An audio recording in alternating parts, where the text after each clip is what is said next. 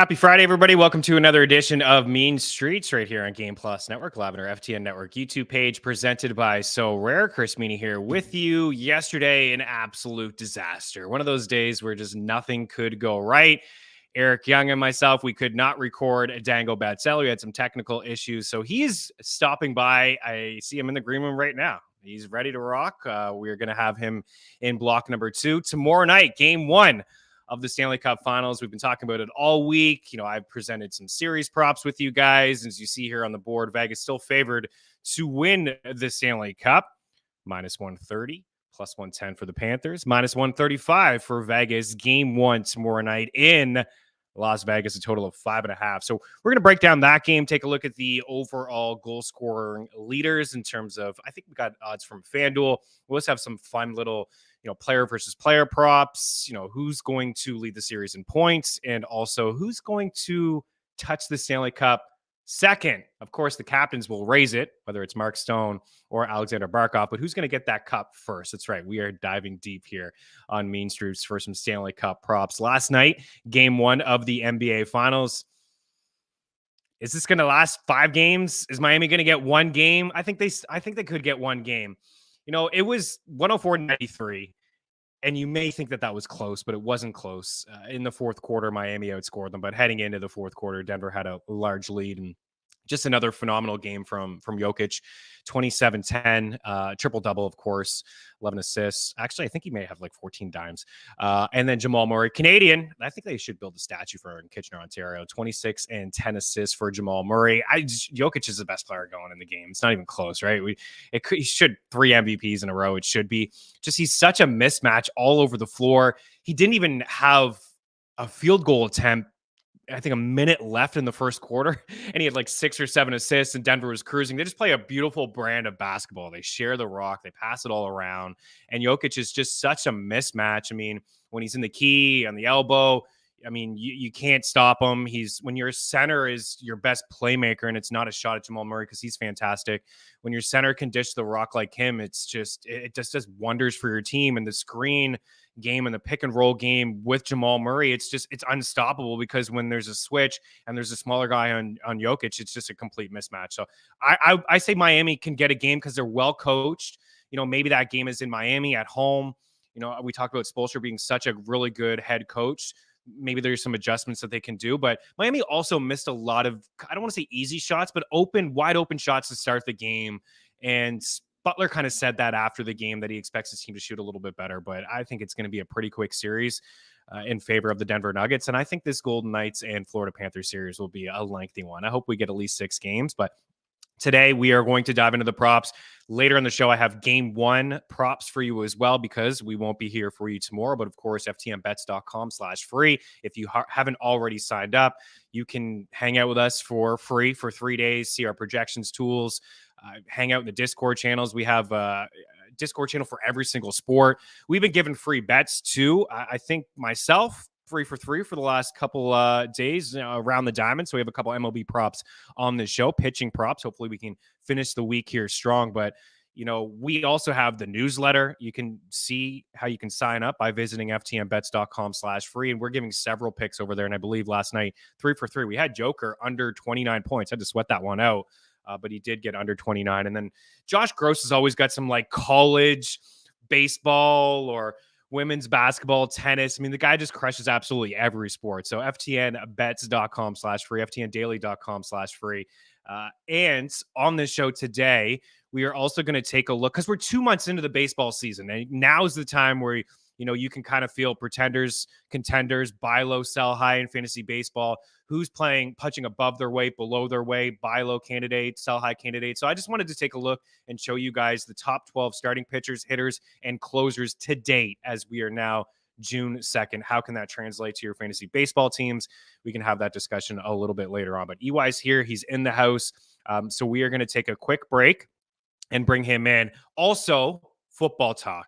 Got to hit up all the sports here on Mean Streets. I got 10 undervalued running backs. It's hard to talk about these guys as sleepers. Again, I said on Wednesday the term sleeper. It's just a trendy term for clicks. That's all it is.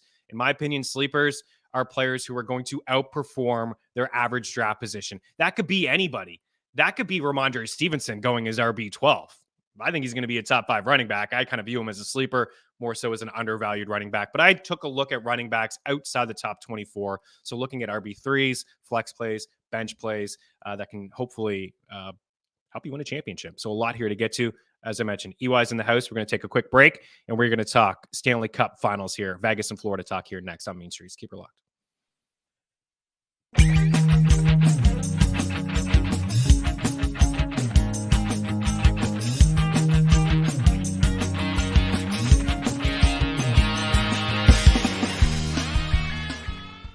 Play So Rare MLB, a free revolutionary fantasy game and marketplace that transforms fans into general managers.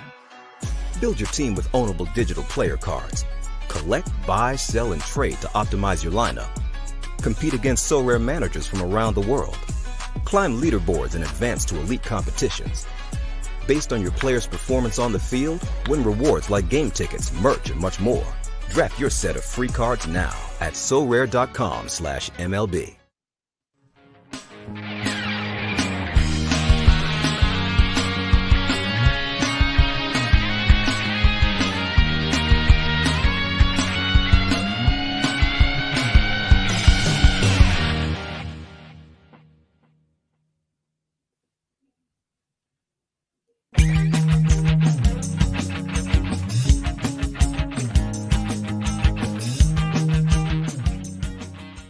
Play So Rare MLB, a free revolutionary fantasy game and marketplace that transforms fans into general managers.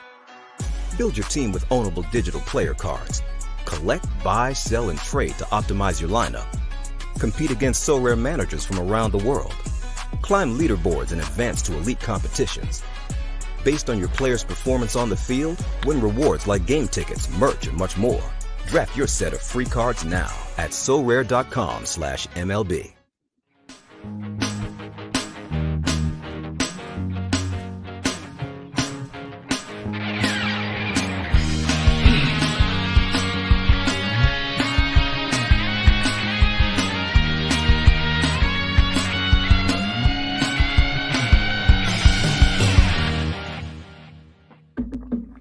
Welcome back in. There's the old boy here at the Eric Young.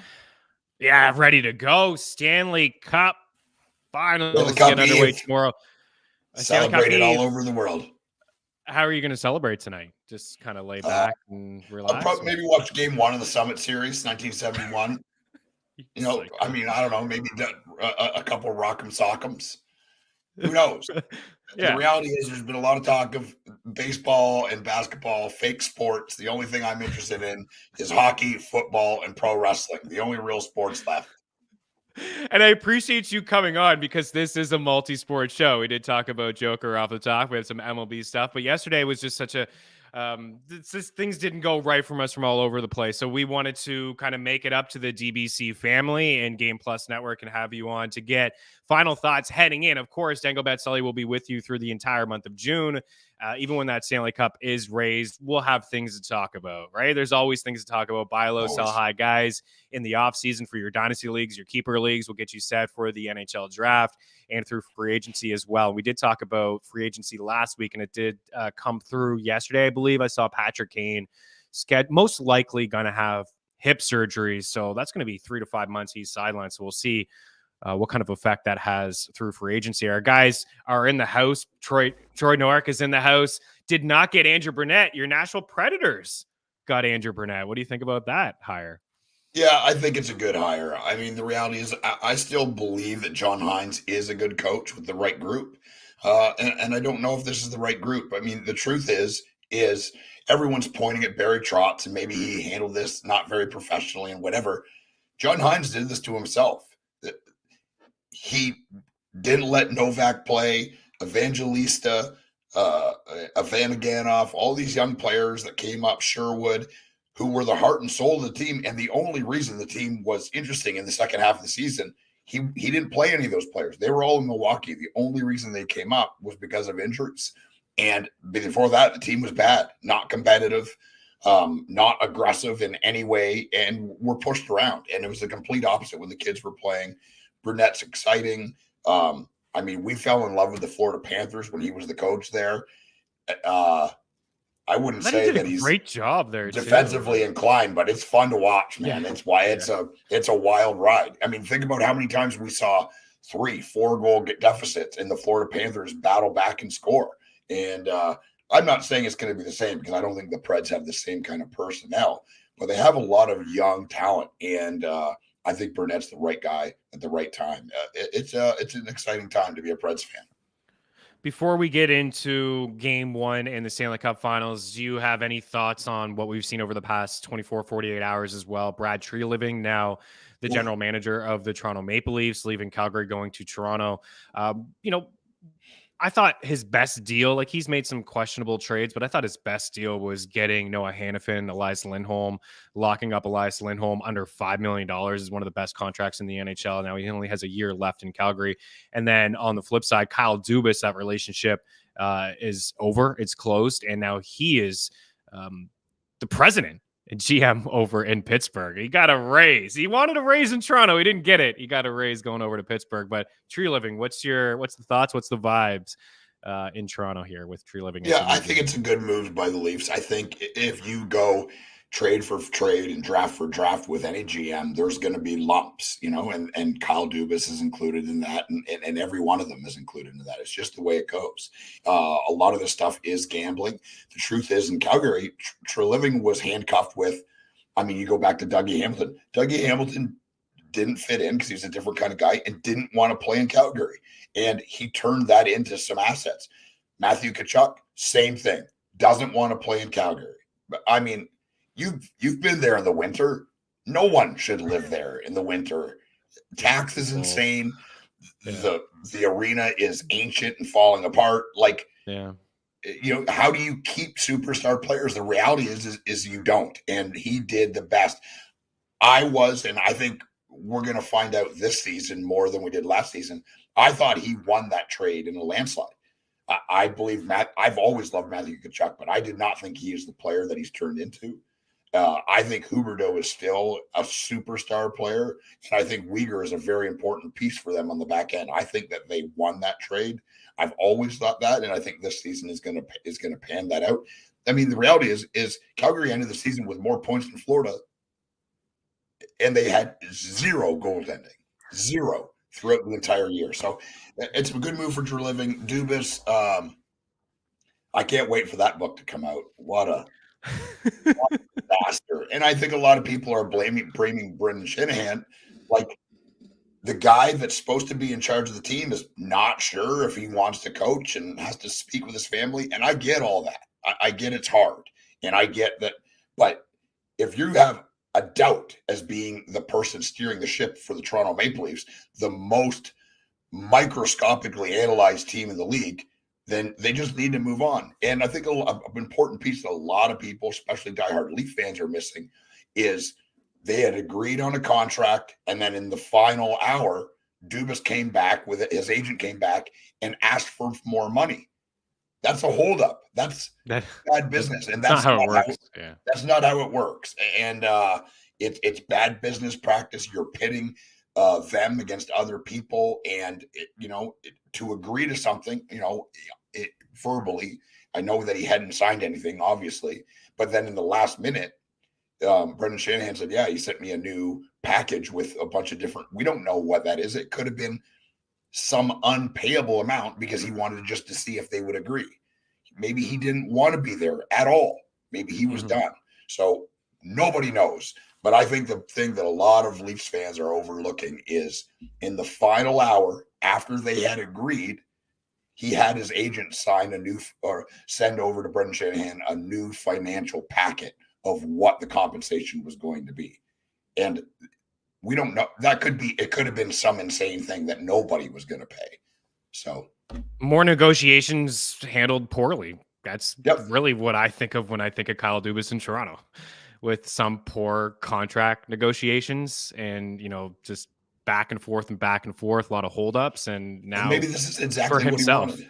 I think that he's probably better off. I think the Leafs are better off. You need a change. You need some new blood. I would love to be a fly on the wall in some of these conversations. I'd like to know how much control actually Dubas had and Treliving has. Does he have full control? Can he come in and just absolutely shake this whole thing up, or is it just feels like ride the Shanahan's course? got fun? I mean, in the end, I know, board's and got that's why final I'd be control. like, Daily Handle's in the house. I'd be pointing at Shanahan. Like, he deserves a little bit of heat as well. But let's move on from that. You mentioned Matthew Tkachuk. You mentioned Calgary. I think it's a fine city. It is brutally cold. I worked in the oil patch out that way. Not going to lie to you guys. Nothing wrong with that part of the country. I but the reality understand. is, most people don't like. I mean, no one should live there in the winter. It's unlivable. You can't go outside with your skin exposed because you'll get frostbite. It's awful. Yes. And I'm a person that deals with the cold very well. You couldn't pay me to live there, to live in Winnipeg, to live in Edmonton during the winter. You couldn't pay me to do it. Period. The mountains are beautiful. It's a great place to visit in the summer, guys. The mountains are beautiful, and you're a 1% player in your sport, and you get to pick. What do you pick? Calgary with a falling apart stadium. Everyone's arguing about everything. You can't go anywhere because everyone's harassing you because everyone knows who you are. Or you live on the water in Florida and pay no state tax. I mean, I know.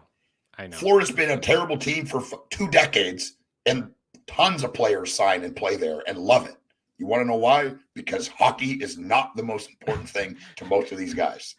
Listen, Canada's tough. They're in a tough spot with some of these, like the state, well, it's not state taxes, but each province is different. And to your point, Florida, I mean, Vegas, Dallas, right? I mean, the contracts, you're going to get a big bulk of your money through your contracts like that. You know all about that stuff. So Daily Handle says his issue with Tree Living is he hasn't won anything. Eventually you're going to win something, right?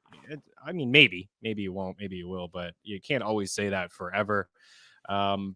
What do we got here? Dubas trying to reinvent the hockey management wheel, and it's not going to end well. It'd be interesting to see how he does. I mean, he's not going to have the same sort of pressure in Pittsburgh. That's a disaster. There's not, they're just going to have, he's going to be there. And those guys like Letang and Malkin and Crosby are just going to, go off. That team couldn't beat the Chicago Blackhawks, and the Blackhawks weren't even trying. Right. Good luck, man. Good luck. Yeah. I think I like Dubas a little bit more than Brian Burke and Hextall. They hadn't shown me anything over the past, and they just kind of seem like fossils at this point. But Dubas has done a good job of bringing in like value players, like guys that have like outperformed their contracts. So maybe he can do that and help, like I said, help that core in the final few years of their NHL career. Let's get enough of Dubas and the Leafs and Tree Living. My goodness, we spent enough time on that. Game 1, Stanley Cup Finals tomorrow. Minus 135 for Vegas at home, plus 115 Florida, 5.5 goal total here. And the series minus 130 for Vegas, plus 110 for the Panthers. It'll be 9 days off by the time Florida steps on the ice here and plays game 1 in Las Vegas. How do you think they're going to react to that time off? And how do you think the series is going to go? Yeah, I mean, we talked about this on Dangle Bet Sally a bit, and ESPN showed a really interesting stat about teams' performances after, I think it was like a 6 or 7+ day layoff, and it's not good. And this is not like, the Florida Panthers have never beat the Vegas Golden Knights in the playoffs. Well, those teams from 10 years ago don't matter. None of those players even play hockey anymore. Right? That's stats like that are stupid. The fact that it is just saying any team with this amount of rest has done very poorly, and the percentage it blew my mind how high it was, how bad. I believe that Vegas is going to cruise in game 1. I think they're going to handle them pretty easily. I think Florida will battle back. I look at, and in no way, shape, or form, I'm cheering for Florida. I'll be wearing my bench clears Florida tank top because it's you don't have it in Nashville. I don't have. I mean, that's game time. That's game time wear. I got on a collared shirt. I got called up to the big leagues. I'm doing Mean Streets. I want to make sure that I look presentable, and I'm doing it. Polka dots for my mom. She loved polka dots. But anyways, the truth is I think Vegas wins, or I think Vegas wins this. I think they win game 1 handily, and I think Florida's going to have a real problem. I mean, they had the momentum. They'd been playing playoff hockey for 2.5 months or longer, and they were feeling it. This rest, I mean, you know what it's like. You know what I mean? Like, we've played hockey poorly at a very low level, but like when you're feeling it and you've got momentum like that, the players do not want this rest. They can say whatever they want in the media. Mm-hmm. They do not want this to happen. They've been thinking about, the coaches are breaking down Dallas film and breaking down Vegas film and who it's going to be and this, that, and the other. Vegas, they've got a layoff too, but not near as long. So it's going to be an interesting series. I think it goes deep, and I still believe in Florida. I will be cheering for Florida. Our show's been a Florida Panthers show for 3 years plus. It has been. We love them. I love a lot of the players in Vegas. This is a great story. People can say, the ratings and this, that, and 2 small markets and blah, blah, blah, blah. If you're a hockey fan and you want to grow the game, this is exactly what needs to happen. Markets like Florida, like you tune in the middle of the season when they're not doing well, it looks like there's 45 people there. This is good for that market. This is good for the fan base. This is good for the NHL. And the better the hockey is, the more people that watch this, the better this will be for your team and your market and the NHL in general. They've got this TV stuff with Bally Sports. Who knows where we're going to watch the games next season? I'm stressed about it. I'm cutting DirecTV. Man, I'm going to have to watch Rock'em Sock'em tonight and put myself in a good mood. You are. Yeah, you're going to have to watch Rock'em Sock'em tonight. Troy brought up a good point about the Avs. Yeah, when they swept the Oilers, right? They swept the Oilers in the Western Conference Final, and then I think Tampa Bay may have gone to Game 7. I forget now. It's all kind of cluster, but I know that they had a lengthy layoff and they were fine. Yep. Yeah, they were fine and ready to go. This was a comment from Joshua Multack on our last Dangle Bet Selly episode, and we always like to incorporate the show, incorporate the viewers and the listeners into the show. That's one thing we've always said from day one. We want this to be your show more so. There is no show without people watching it, so that's how it absolutely goes. This was a comment from Joshua, and I hope he's watching just because he says, easy series win for Florida. 8 straight road wins will leave Vegas up 2-0 and finish the series in Florida. Vegas will be the worst team the Panthers have played in these playoffs. Their goalie is average. Their forecheck is not remotely comparable to either Boston or Carolina. And Vegas has an average power play. They require constant motion and very similar to the Panthers of last year. They'll be outchecked and outworked and get swept easily. I don't know if that's a diehard Panthers fan. He does bring up some really good points. But I think this Vegas team is underrated. They're the best team in the West. It wasn't I've been doing it Edmonton. It wasn't Colorado. This has been the best team in the Western Conference, Vegas. They had probably the worst luck a team could have last season. Think about all the players that missed time due to injuries. They did not have a full team.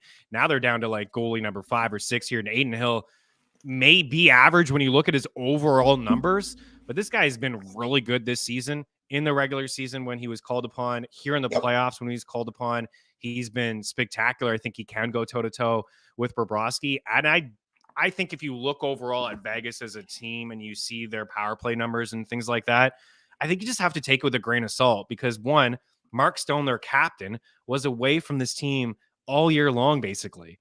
And that affected Chandler Stevenson, who had a hot start and has been great in the playoffs. Stone, what he brings to the power play, what he brings to the penalty kill. So I don't know if it's that easy to say, but I think Vegas is probably better than Carolina, is probably better than Toronto. They're more complete teams than those two squads. So I don't know what you think about those comments if you wanted to address it, but we do want to get you out of here in a couple minutes. So touch on those comments and let's touch on this. Conn Smythe trophy odds. Who do you think is going to win this award?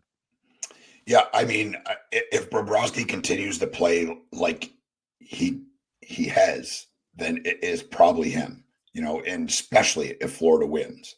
And I would love to see Florida win the cup. I have no dog in this fight. I mean, the truth is I've cheered for and supported Florida, even though they eliminated my Leafs. And, that's the team I've supported more. I love Vegas too. I love a ton of the players. So my vote would be Bobrovsky. But I think the Aiden Hill at plus 1,200, listen, if it wouldn't surprise me at all. And remember, I said this, I'm going to put money on this. It wouldn't surprise me if Aiden Hill gets a shutout in game 1.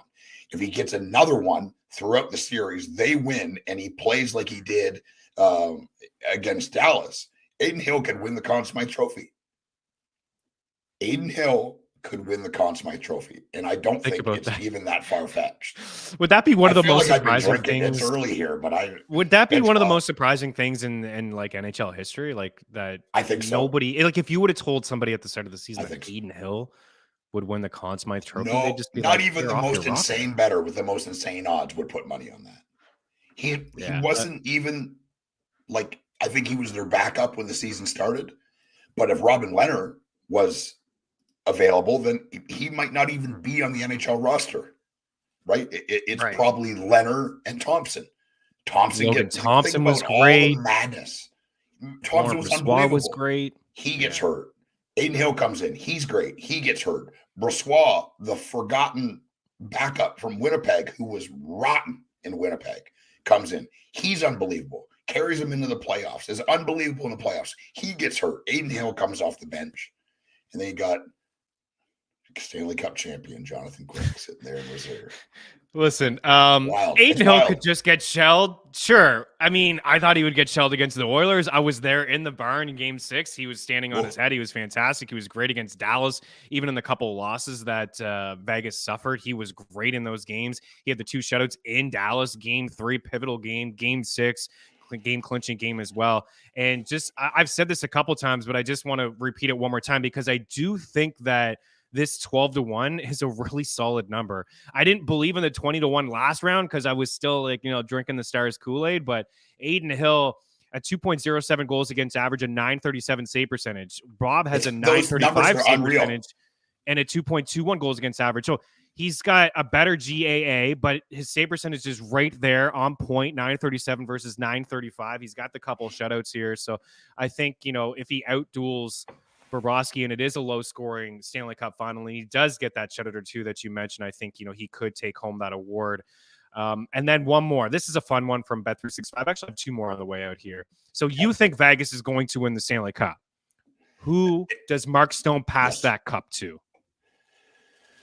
Oh, geez. I mean, it's probably Pietrangelo, right? I mean, 40-1. He's already won a cup, though. What about one of the misfits? What about Marchessault, Carlson, or Smith? What if that happened in Florida? What if Vegas Smith, won the right? Stanley Cup? Smith is an assistant captain, right? It's going to be one of the assistant captains. That's what I believe. Okay. So maybe the answer is Riley Smith at plus 1,800. That's not too bad. I think Marchessault's going to get it. I think Marchessault's going to have. If I didn't live in communist Tennessee, I'd bet on that and bet 365. Bet 365. Yeah, circle it down for you Ontario users. I think what a story it would be for those misfits, right? Those guys where we talked about this before on Dangle Betzelli, where Florida said, listen, if you take Jonathan Marchessault or Riley Smith, it's a package. Just take one of these guys and we'll throw the other one at you.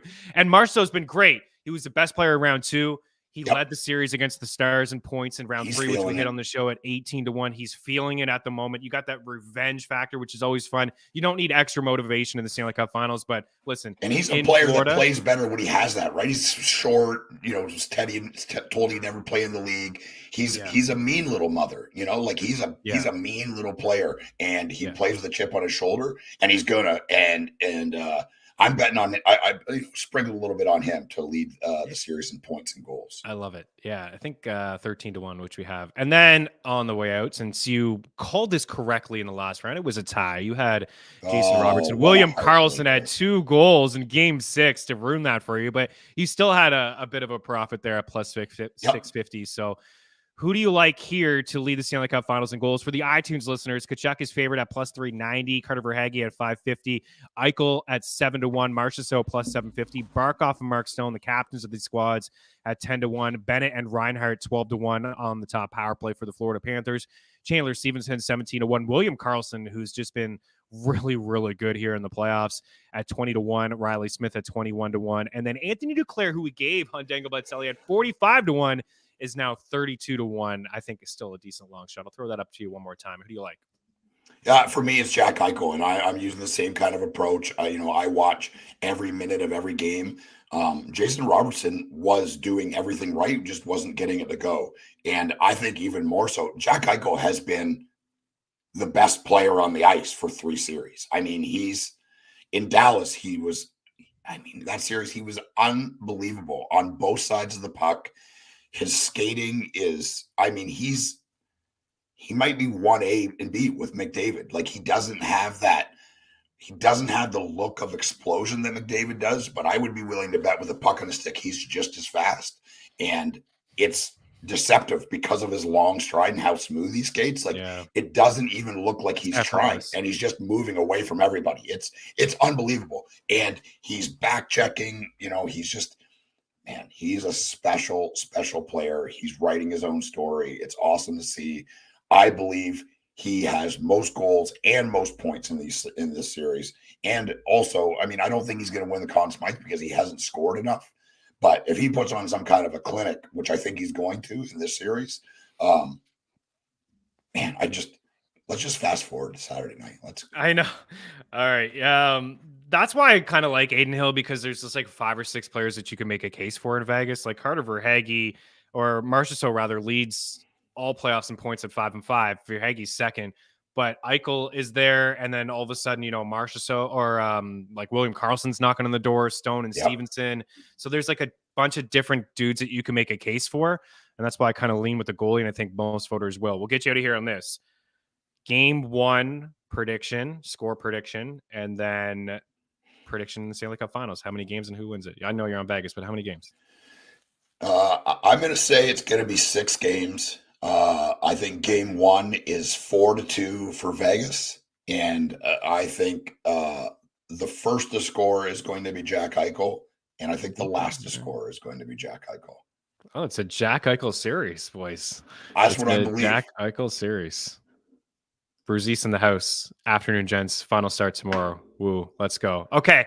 That's it for the hockey talk. We went fairly long, but we wanted to make it up for you guys with no Tangle Bet Selly yesterday. So our apologies. We'll be back on Tuesday. We'll be with you. That's my fault. The internet can be a cruel mistress, guys. Bats. There it is. There it is. Man, you should have saw me trying to record Mean Streets yesterday. Bats. It was just one of those days. So I believe game 2 is on Monday, and I think game 3 is on Thursday. So we'll have a lot to talk about when we return on Tuesday. We'll be with you through the entire month of June. As we mentioned, even after that Stanley Cup is raised, we'll be talking some fantasy hockey, some dynasty, keeper, buy low, sell high targets, some rankings, get you prepared for the NHL draft, which is later this month as well. EY, thanks so much, dude. Enjoy the hockey. Enjoy Rock'em Sock'em. I hope to see some clips. I want to see some like late 90s clips. I assume you have a VHS. I don't know. I have them. I told you I bought them illegally from a place in Turkey on eBay. I don't need a VHS. Stop it. I want some like Darren Hatcher, like hip checks. Adam Oates just like that, passing the puck perfectly to Joe Juno. You're a psycho, and I love you. All right, we're going to say goodbye to EY at the Eric Young. We got some NFL talk here next on Mean Streets. Keep her locked.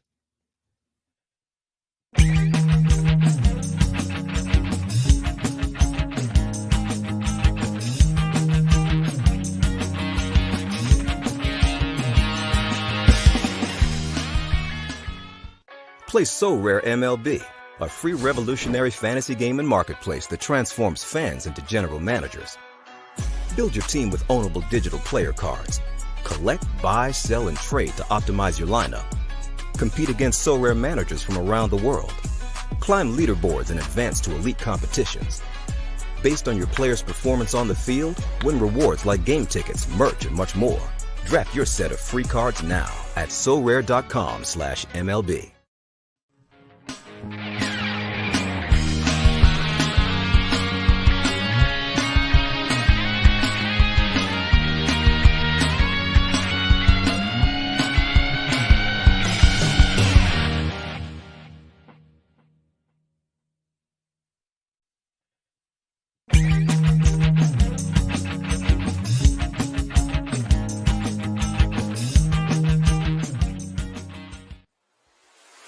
The future of fantasy sports is here with So Rare. Build your teams just like an owner. Buy, sell, or trade officially licensed digital player cards. Build your 5-player weekly lineup, and you could win rewards like tickets, autographed jerseys, and more. The future of fantasy sports is here with So Rare, taking Dynasty to the next level.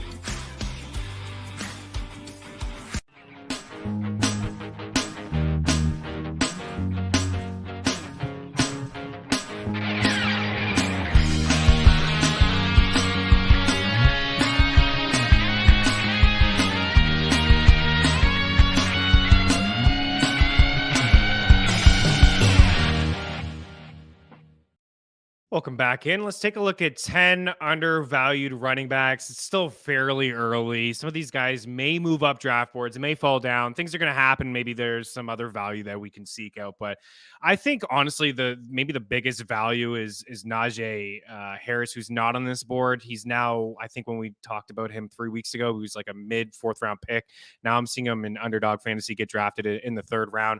Isaiah Pacheco there going as RB23, ADP at 72.8. I'm a big Pacheco fan. Like, he only had 170 attempts last year, but he had 830 rushing yards, 5 rushing touchdowns. He's not a big player in the passing game. Of course, you have Jerick McKinnon, who's on this board as well. And Jerick McKinnon, I mean, 2 Chiefs guys, they decided to bring him back. He had 9 receiving touchdowns. Like, he's not going to get 9 receiving touchdowns again. McCaffrey was second with 5. There's a few guys who had 5. Aaron Jones, Austin Eckler with 5 receiving touchdowns as well. But, McKinnon is not a between the tackles runner. He only had 72 carries last season, but it's a good 1-2 punch. They decided to bring him back. He's a veteran back. He had 56 grabs on 71 targets last year, just over 500 receiving yards. He's basically free. In a best ball setting, maybe he's not somebody you have your eye on. I think if you drafted Mahomes, it's okay to actually, leave your draft with Jerick McKinnon. Again, he's not going to have 9 receiving touchdowns, but maybe he has 4 or 5. Like, that's extra points in your pocket. And that's an underrated stack. But in a full point PPR league, I think he makes for a decent flex play. But I do believe Pacheco is in a really good spot here this season to, last year as a rookie, my apologies, Quan, we'll get that back up there. Last year as a rookie, Pacheco was behind CEH. He was behind McKinnon. He was just kind of like wasn't Ronald Jones on the squad too? Like, he was an afterthought. He was just like a 7th round rookie who had really good moments in training camp and some nice runs in the preseason. And then CEH got hurt and Pacheco started to learn the playbook a little bit more. Wasn't he unbelievable in the playoffs, especially in the Super Bowl against the Eagles? He was protecting Mahomes, which is very, very important for what is a pass first team in Andy Reid, but he's done a great job over the course of his career utilizing his running backs. Most of them have been like bell cow pass catching running backs, Brian Westbrook, LaShawn McCoy, Kareem Hunt for a minute, CEH even early on in his career before he really has kind of fallen off a little bit over the past really 2 years. He's been in the doghouse, right? Pacheco now, year 2, learning the playbook, a little bit more familiar with the playbook, linked to the best team in football, right? They've been in the AFC Championship game all 5 years. Mahomes has been in the starter. So you're getting a running back there who is linked to a top 5 offense, at least if we're underselling them a bit, the lead, and more touches. More touches probably headed his way. Cam Akers, they didn't do a whole lot. I like Zach Evans. They drafted him super late. But Akers, I've always liked Akers. I don't know what went on last year with him and Sean McVay when he was away from the team and he was in the doghouse and sounded like he was going to get traded. He's coming off the Achilles injury. He looked great coming off the Achilles injury into the playoffs and en route to the Super Bowl. But last year, some just slow starts. But man, did he ever finish strong? If he had 3 100-yard games to finish, I just think that this is his backfield. They improved the offensive line to protect Matthew Stafford. So I think that's a really good, if you're going 0 RB, you're going wide receiver, wide receiver, wide receiver. If you want to go that route, I think, Pacheco, Akers, Rachaad White, I think those 3 guys make for a decent RB1. I feel a little bit more comfortable if they were my RB2, but I really feel, man, this range in the 70s, I think you got to leave with one of those 3 guys. And Rachaad White, you could say what you want about Tampa Bay's offense. And we just showed a clip earlier in the week, Kyle Trask and Baker Mayfield trying to complete a 5-yard pass, couldn't do it. But Rachaad White is going to get all the touches in this offense. And they've released Leonard Fournette. And I know he didn't get a lot of touches last year, only 139 carries, but he could double that. He can get it well over 200. He caught 50 passes as a rookie. So he proved to us as a rookie running back to get 50 catches, to be on the field to protect Tom Brady. I thought that went a long way in, his outlook as even a dynasty player or a keeper league player. So I wouldn't worry too much about potentially this being a bottom 10 offense. Probably will be. but Rashad White's going to get a lot of touches and volume. Same with James Conner. It's not a sexy pick by all means. Like who really wants James Conner? Like Kyler Murray is going to be away from the team for a few weeks. They just released your DeAndre Hopkins. They're going to be the worst team in football. Nobody wants him. He's even going to fall down further than this, RB27. But, this team wasn't that great last year. James Conner only played 13 games. He caught 46 passes. He's going to catch 50 passes if he plays 13 plus games this year. The lack of weapons in this offense. And you'd be surprised in a half-point setting, he had 13.6 fantasy points.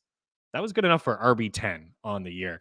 David Montgomery in Detroit. Everyone's drafting Jahmyr Gibbs. It's way too early. Jamal Williams led the NFL with 17 rushing touchdowns last season. He's now in New Orleans. I think Montgomery's going to play that similar role as a goal line back, the veteran back.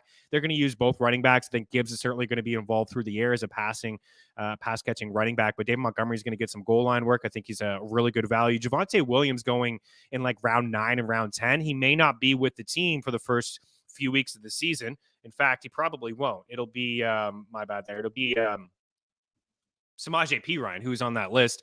He's a good veteran back as well. He proved that he can handle a full workload when Joe Mixon suffered the injury. He's great in the pass protection game. We all know how many times Joe Burrow was sacked over the past few years. Perine's done a good job there. And also Sean Payton has done a good job with his running backs, like utilizing them as well. I kind of view Javonte Williams and Samaje Perine is like the old Mark Ingram and Alvin Kamara. Like not the second time around when Mark Ingram came back, but maybe 5-6 years ago over at FNTSY with Mayo. Used to get in so many arguments with Pat Mayo. He hated Mark Ingram, and I liked him. I mean, I didn't think he was a great back. I think it was more just the system, and he was good for fantasy. Javonte Williams, if you can get Javonte Williams as your third or fourth running back, where was he going there, Quan? Can you bring that up? Let you control the show. I'm all over the place here. Thank you, sir. He's going as pick 91, RB29. You can get this guy as your third, maybe fourth running back. He may be a top. I'm fast forward to December. He's winning you championships. He's most likely a top 10 running back. So we'll see him kind of get eased in. He's been on the field over the past couple of weeks. Good stuff. On the way out, Perine just touched on him. I think he's going to be involved regardless, especially early on.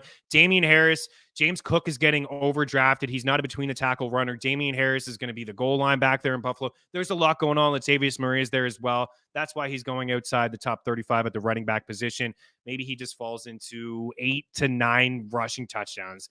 Again, another top 5 offense. You scale back from Josh Allen running as much inside the red zone, veteran back, good pass protector. I think he's a sneaky value as well. Again, a couple guys that are not sexy names. James Conner. I didn't even talk about Brian Robinson Jr. Got to get out of here, but Antonio Gibson is the big winner in Washington because they didn't do much. They drafted another pass-catching running back. J.D. McKissick is gone, but Brian Robinson Jr. is another guy that's probably going to get anywhere from 15 to 17 touches a game. The goal line back there. Gibson is not a running back. He's a wide receiver in college. I don't know what Washington was thinking, trying to convert him to a running back. Ron Rivera is not having it. Brian Robinson Jr., man, dude got shot last year, missed some time, came back, and that's a pretty crazy injury. And he talked about the effect that had on him. Now in year 2 in the NFL, learning the playbook, hopefully healthy.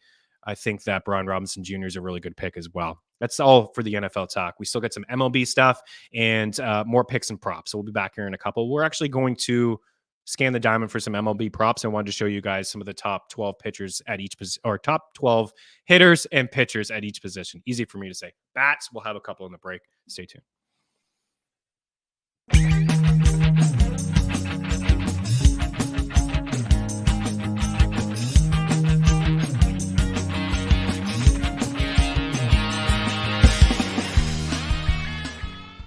Play So Rare MLB, a free revolutionary fantasy game and marketplace that transforms fans into general managers. Build your team with ownable digital player cards. Collect, buy, sell, and trade to optimize your lineup. Compete against So Rare managers from around the world. Climb leaderboards and advance to elite competitions. Based on your player's performance on the field, win rewards like game tickets, merch, and much more. Draft your set of free cards now at sorare.com/MLB.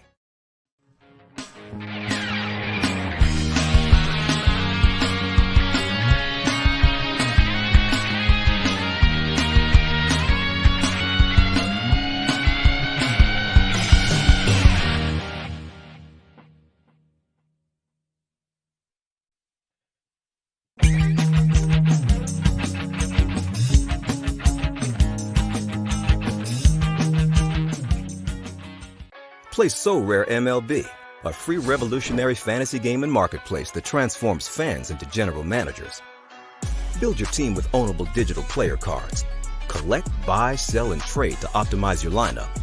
Compete against So Rare managers from around the world. Climb leaderboards and advance to elite competitions. Based on your player's performance on the field, win rewards like game tickets, merch, and much more. Draft your set of free cards now at sorare.com/MLB.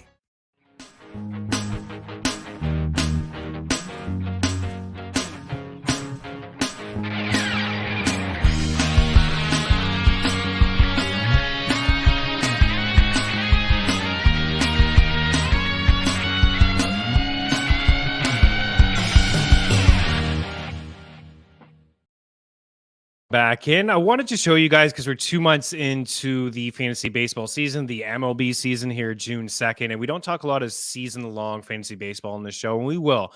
Once the NHL and the NBA wraps up, we'll definitely have some MLB stuff here. But I wanted to show you guys the top 12 pitchers to date. There are a few surprises here on this board. Of course, if you're following my work, you guys know I'm obsessed with Shohei Ohtani. This guy's just an absolute stud. We had him last year for the Cy Young. He did not get it, but he was in the conversation. I think they just gave it to Verlander because he's old. Shane McClanahan in the conversation this year. Again, we do have a pick inside the tracker of him winning the Cy Young. Again, the odds are not as good as last year. I believe we got about 12-1 for him. He is the best pitcher in fantasy baseball to date. This is a surprise. George's old buddy, Nate Eovaldi from the Boston Red Sox, now a member of the Texas Rangers. Man, Texas, what's happening? What is going on with the Rangers? The Angels can't catch a break. They're starting to play good baseball. It doesn't matter. Texas is like the best offensive team in baseball. You know, DeGrom goes down and Nate Eovaldi just is like, it's okay. I got you. We'll be fine here. I wouldn't trade him. I just ride it out. You know, you drafted him late. He's a veteran back. He's a veteran arm that can give you a ton of innings. You know, he can flirt with a 9K per nine. It's a good pitcher's park. It's just, yeah, I mean, he's getting the run support. Zach Gallen, stud. Spencer Strider, stud. Joe Ryan, you know, stud as well. Pretty surprised to see him as a top 5 arm at the moment, but as a guy that I'm hanging on to. Shohei Ohtani and Framber Valdez, more on those guys in the next block. They're facing each other tonight. They're both studs. Framber Valdez had a breakout last year. What can we say about the unicorn? Eduardo Rodriguez, another former Sox here for you, George. Man, there's no Sox on this list, but there's a couple former Sox here. Erod just got placed on IL. I would, you know, you can't sell him now. He would be a sell high candidate for me if he didn't have the IL tag next to him. It's a bad time to move on from him. Some of his numbers are a little bit underlying, but he's always had some swing and miss to his game, and it is a good pitcher's park for him as well. Mitch Keller is surprising. More on him in a second. Marcus Stroman. Stroman's a really good real life pitcher. He doesn't have the strikeouts like the other guys on this list.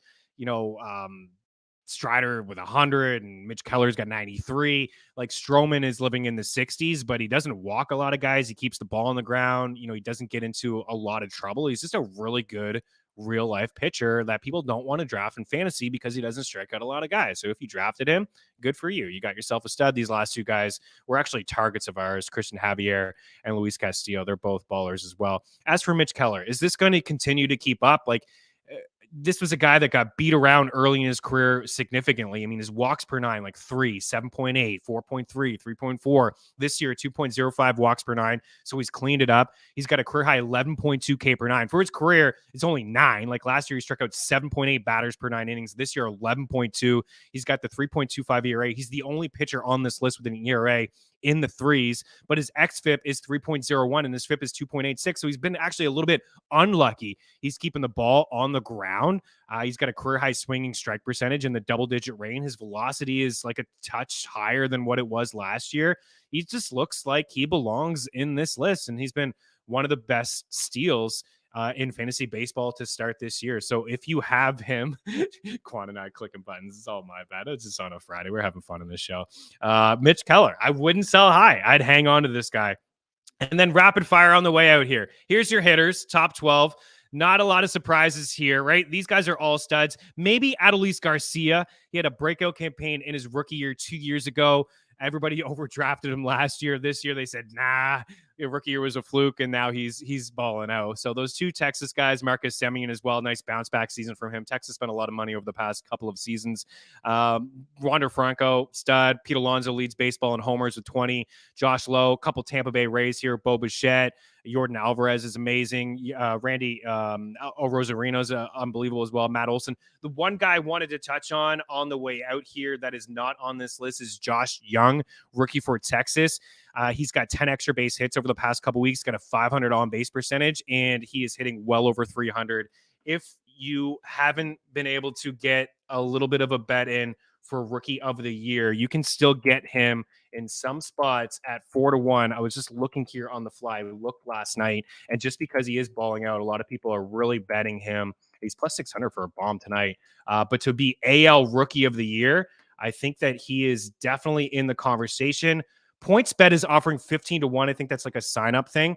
I'm seeing 750 plus 750 over at FanDuel. Josh Young for AL Rookie of the Year. He's knocking on the door. We got a couple MLB picks here next on Mean Streets.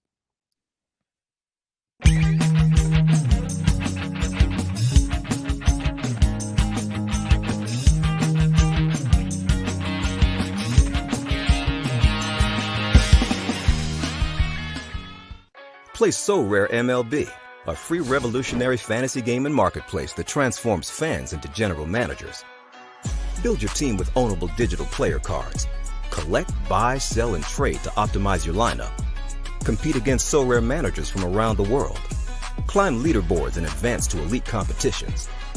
Based on your player's performance on the field, win rewards like game tickets, merch, and much more. Draft your set of free cards now at sorare.com/MLB.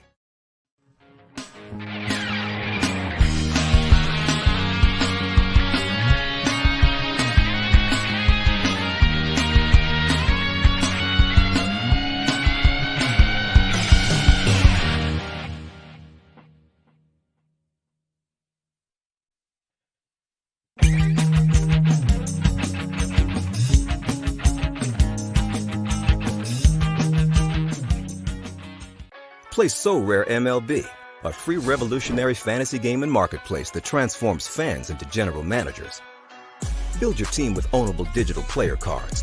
Collect, buy, sell, and trade to optimize your lineup. Compete against So Rare managers from around the world. Climb leaderboards and advance to elite competitions. Based on your player's performance on the field, win rewards like game tickets, merch, and much more. Draft your set of free cards now at sorare.com/MLB.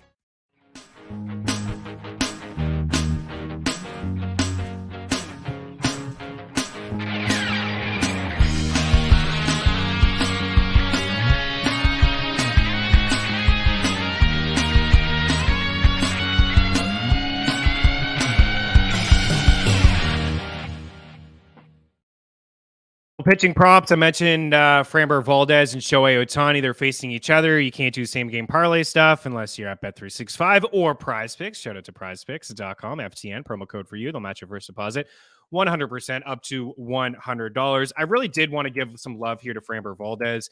Overall, he's only a strikeout per inning guy, 77 punch-outs in 72 innings, but he just owns the Halos. He faced him earlier in the year, 8 innings, allowed 1 run on 3 hits. He punched out 12. His last home start against the Halos last year, he went 6 innings. He struck out 13 guys, my goodness. And Shohei had an outing against the Astros early in the year. He had 7 punch-outs. He's been right at this number last year, an outing against them, 7 punch-outs, 1 outing at home, 12 strikeouts, another outing in Houston, 12 strikeouts last year to start the season at home against the Astros, 9 strikeouts. So he has had his way with the Astros over the course of his career, but I really do like Valdez. It's our free bet of the day over at ftnbets.com. Make sure you're following on the Twitter machine, ftnpets.com/free. Sign up for that free newsletter. You'll get free picks every single day. And then the San Diego Padres over 4.5 runs up against Jameson Taillon, who's really, really struggled this season for the Chicago Cubs. Padres are at home, and some of their bats are really starting to heat up inside that lineup. And also, we did give a parlay for George. I can't lose parlay. Can't do it. You can't lose tonight on this parlay. What was it? San Diego and Philly, plus 152. We got Zach Wheeler on the bump for the Phillies, and they were up against the Nats, the Nationals. Can't lose it, George, plus 152 for San Diego and Philadelphia. NHL Game 1 Props, Series Props around out Mean Streets next here on Game Plus Network.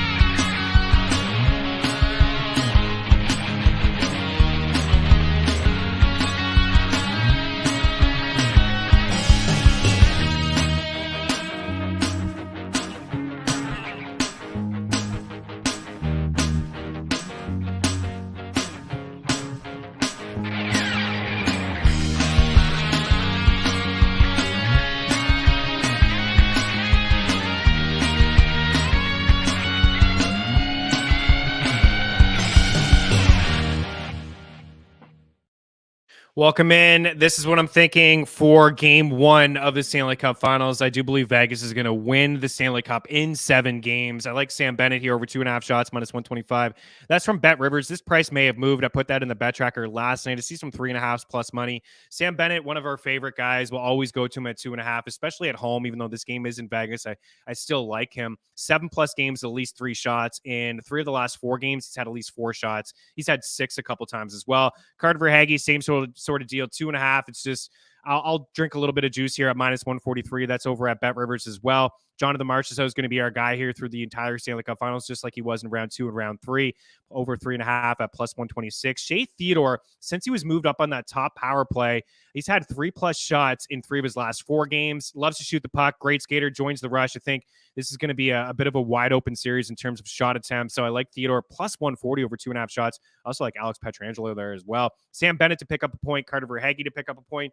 Do you have the series props on the way out, or we can just get out of here? I think we brought him up enough where I don't think we have to. There it is. A quick look. Marchessault, most goals. Marchessault, most points. Same sprinkle on Verhaeghe, goals and points. I got Eichel, more points than Matthew Tkachuk at minus 120. Eichel, more goals than Tkachuk at plus 100. Barkov, more goals than Stone at minus 120. Bennett, more points than Carlson at minus 120. And then some long shots. Riley Smith, another former Panther here at 21-1 to lead the series in goals. Duclair at 32-1. Shea Theodore, points at 65-1. And Anthony Duclair, points at 75-1. Vegas in 7. Aiden Hill or Jonathan Marchessault. One of those two guys win the Conn Smythe and getting the cup first after Stone. Enjoy the hockey. Have a great weekend. We'll be back on Monday. Cheers.